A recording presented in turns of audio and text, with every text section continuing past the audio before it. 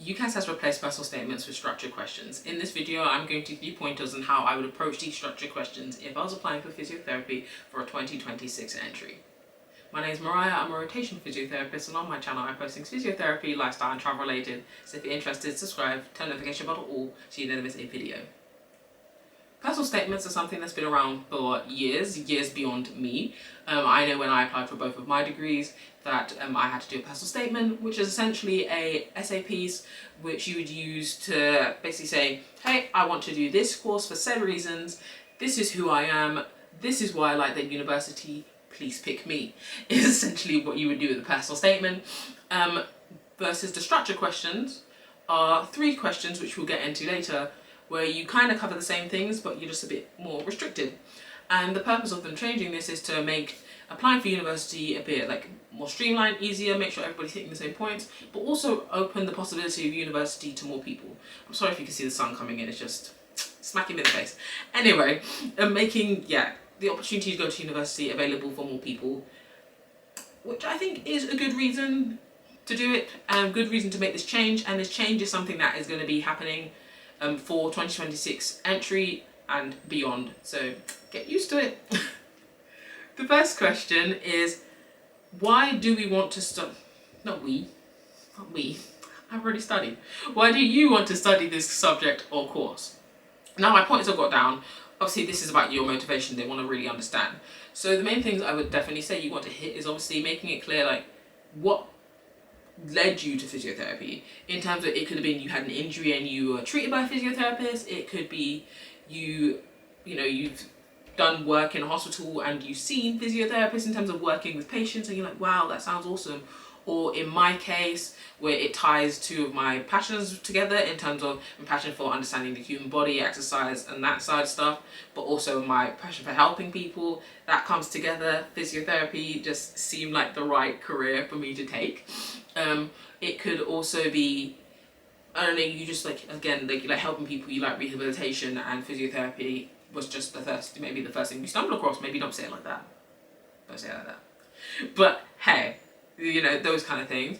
You want to make it very clear that you understand what a physiotherapist does, and I'm not saying I want you to list and be like, physiotherapists do this and they do that and they do this, but you want them to understand that you understand what you're signing up for. Because that happens quite a bit in university, where people sign up for courses and because the title says one thing and then they don't realise it actually means you're doing something slightly different.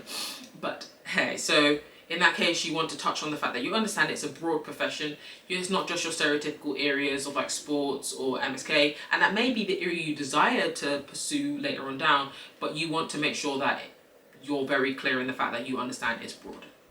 I know when I was applying in my personal statement, I compared the fact that I shadowed a athletic, basically I'm not saying athletic trainer, but athletic therapist or something I can't remember the title off the top of my head. But essentially saying that I understood that even though there's similarities in this role, there are great differences in this role, and that makes it very clear that I understand that even though that role touches on the exercise and the human body side of things in terms of movement, this role ties everything together and I truly understand what I'm applying for. So you want to make sure you're aware of that.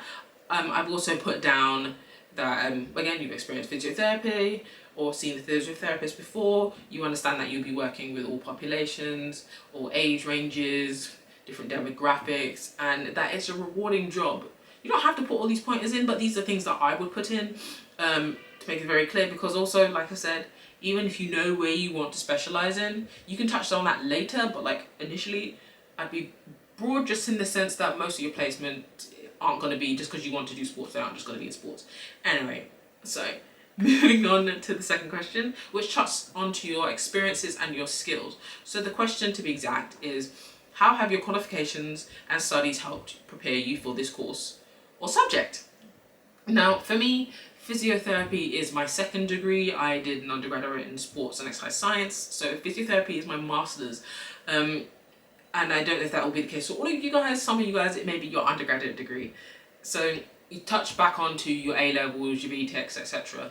So for me, in this part, I would have touched on, okay, I did BTEC level 3, these were my grades, which I would have seen the grades event, already, but I would have touched on the modules that I covered.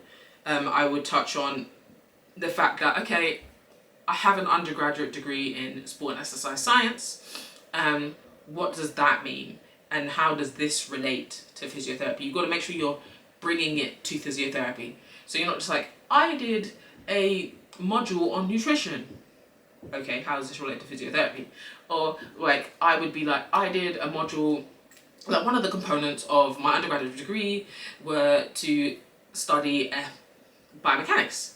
And in doing so, I understood the way the body moves, the forces that are required, the way the joints work, etc. Like, I'd go into that realm with things. Same thing with functional anatomy. It allowed me to gather a basic understanding of human anatomy in relation to obviously like biomechanics and physiology, blah blah blah. Like tying all these things in and how it relates to physiotherapy. So that's what you need to do in this section. Beyond obviously just your academic qualifications as well, which is mainly what they're talking about, but when they say experiences, they're also talking about your experience in terms of like volunteering and shadowing in relation to physiotherapy. Because I know a few, this may be your undergraduate degree and you may not have any experience, shadowing a physiotherapist, because I know it's very hard. I know I was pulling teeth to get experience to shadow a physiotherapist, and I only managed to get 2 days, and that's because I know a few people at the hospital, but it's not that easy for everybody. So myself, I had experiences doing 2 weeks of work experience with a cardiologist, which obviously very different, but like it gave me exposure to hospitals, it gave me exposure to different populations, it gave me that kind of understanding, and we did work closely with the physiotherapist at points as well, so I was able to weave that in. Also time I spent with St. John's Ambulance, that's experience because I was doing first aid, I was helping in the rehabilitation process. It really, honestly, things really depend on how you word it and how you tie it in, just how you package it essentially. So those are my key points there. And the last question is, what else have you done to prepare outside of education, and why are these experiences useful? Now this also, if you didn't mention like my St. John's Ambulance at this point, because that is outside of education, I could enter it in here. So I could be like, I spent time with St. John's Ambulance, and in doing so, I spent hours learning first aid. I volunteered at the London Marathon doing first aid there, so helping do that stuff, because I know physiotherapists do that as well in terms of their MSK side of things. I tied in the fact that I travel quite a bit. I enjoy traveling. By traveling, it gives me exposure to different demographics. Makes me respect and understand different cultures, which is a good thing as well. It also, like, I don't speak any other languages other than English, but like you could tie things in like that, and then the same thing, I worked part-time jobs through my undergraduate degree, and I could tie that in and be like, okay, although I worked in Debenhams, and you may be thinking to yourself, Debenhams, what's that got to do with healthcare? Well, you're still working on your time management, because you got to be at work on time. Your organisation, you got to finish your tasks on time. Things like that. How you're handling those situations. Appraisal, reflections, because you're realising, okay, this didn't work that time, I've changed this approach. It really depends on how you package things. So I've got those down. In terms of some final tips I would say for you guys, is to make sure that you write things down. Like, I write things down all the time, as you can see I'm looking down, but like, I've done videos before where I've explained how I wrote down on a piece of paper all my experiences, things I've done. When you're sitting down, writing them down before you even start on these structure questions, your personal statement, it really makes you realise how much you've done. You're like, wow, I forgot I did that. That's crazy. So I'll say write it down, highlight if you have to, get different coloured pens out if you have to, but definitely do that. Also get someone to read over it. That's always said, because you may miss like grammatical mistakes or it may be that you're not coming across how you want to come across. Obviously you've got Grammarly as well, but like that's helpful, and give yourself plenty of time to do it. You don't want yourself rushing for like your structured questions just to get them in time, obviously deadlines, etc. And typically, to my understanding, the deadline will still be closing in January, how it usually does, for the undergraduate degree, and pretty much I think all degrees that go through there.